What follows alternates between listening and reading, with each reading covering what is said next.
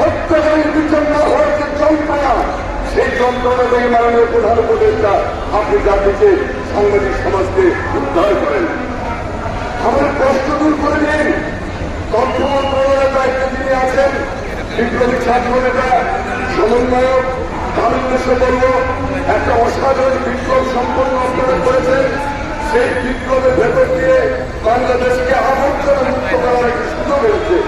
বাংলাদেশকে যে মুক্তিযুদ্ধের চেতনা, যে চেতনাকে ব্যবহার করে শেখ হাসিনা এবং তার সরকার দেশকে শোষণ, নির্যাতন, জুলুম, গুম, খুন, মামলার আস্থা করে পরিণত করেছিল, প্রযোগে পরিণত করেছিল, সেই প্রযোগ থেকে উদ্ধার করা বিপ্লবের একটি প্রধান লক্ষ্য হওয়া উচিত।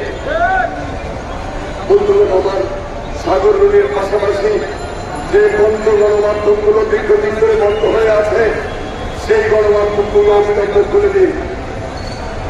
এবং এই আওয়ামী সরকারের মোকাবেলা করতে গিয়ে পেশাদার কাজ করতে গিয়ে পেশাজীবী সাংবাদিকদের উপর যে নির্যাতন হয়েছে, নিহত হয়েছে প্রায় 65 জনের মতো সাংবাদিক, এই প্রত্যেকটি হত্যাকাণ্ডের তদন্ত করতে হবে। এই প্রত্যেকটি হত্যাকাণ্ডের বিচার করতে হবে এবং প্রত্যেকটি হত্যাকাণ্ডের হুকুমের আসামি আমাদের সাবেক সৈন্য শাসক, শাসক, গণহত্যাকারী শেখ হাসিনা এবং তার সরকার।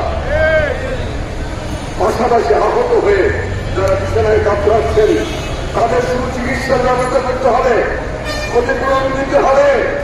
নিবন্ধনমূলক যতগুলো আইনি এই কুৎসিত সরকার, এই স্বৈরাচারী ঘাতক সরকার করেছিল, প্রত্যেকটি নিবন্ধনমূলক আইনকে বাতিল করতে হবে। এই আইনগুলোর মাধ্যমে তারা সংবাদপত্র গণমাধ্যমের কণ্ঠরোধ করে দিয়েছিল।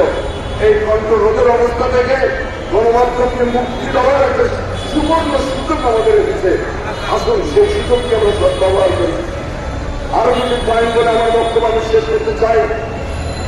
আমাদের বিপ্লবী সরকারকে বলবো যে গণমাধ্যমের যারা মাঠে কাজ করে তারা গণমাধ্যম নিয়ন্ত্রণ করে না, গণমাধ্যম নিয়ন্ত্রণ করে আওয়ামী ঘাতক, গণ হত্যাকারী, সেই সমস্ত দানবদের অনুসরণকারীরা, দোসররা, দামেদাররা, দালালরা, সেই সমস্ত দালালগুলো কিন্তু আমাদের মিডিয়ার বিভিন্ন জায়গায় দখল করে বসে আছে।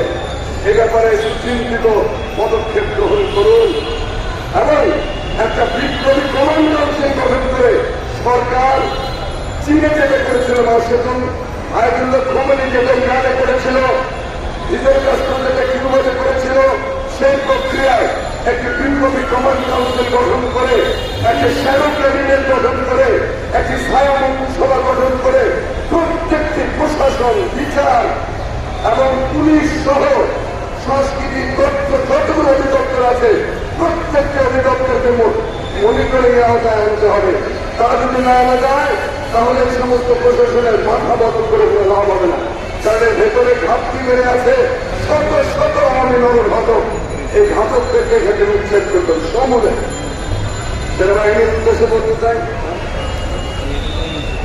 সেনাবাহিনীর উদ্দেশ্যে বলতে চাই, ধন্যবাদ দিতে চাই, কৃতজ্ঞতা জানাতে চাই।